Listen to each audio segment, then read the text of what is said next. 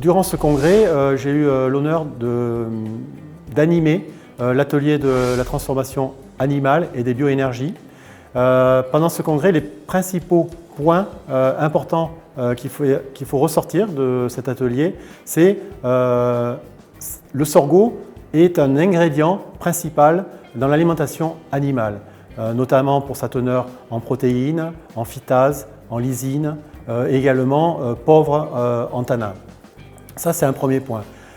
Nous avons eu deux présentations sur l'alimentation porcine, une au niveau de l'expérimentation et une autre au niveau de l'industrie. Et on s'est aperçu que, en fait, au niveau de l'industrie, l'introduction du sorgho était beaucoup moins importante que les préconisations au niveau de l'expérimentation.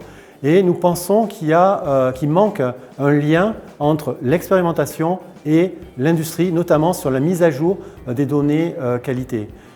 Nous avons aussi eu une présentation d'une entreprise russe qui produit 79 000 œufs par an, qui, elle, nous a expliqué qu'elle introduisait 7% de sorgho dans les rations. Par contre, le sorgho étant sans carotène, pour avoir un jaune d'œuf intense, c'est nécessaire d'introduire du carotène naturel. L'autre point important, ça a été des présentations sur les bioénergies, notamment Total Energy, qui courageusement bascule aujourd'hui vers les bioénergies pour diminuer son empreinte carbone. Et également, nous avons eu une présentation d'un Brésilien qui nous a parlé de la biomasse, mais également des bioéthanols.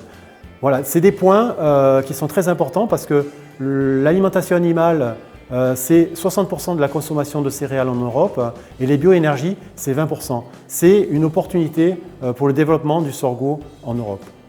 Le point marquant et le point le plus important, c'est de bien développer l'information entre l'industrie et les qualités réelles du sorgho. D'ailleurs, on a beaucoup parlé de la nécessité d'avoir un cours officiel du sorgho.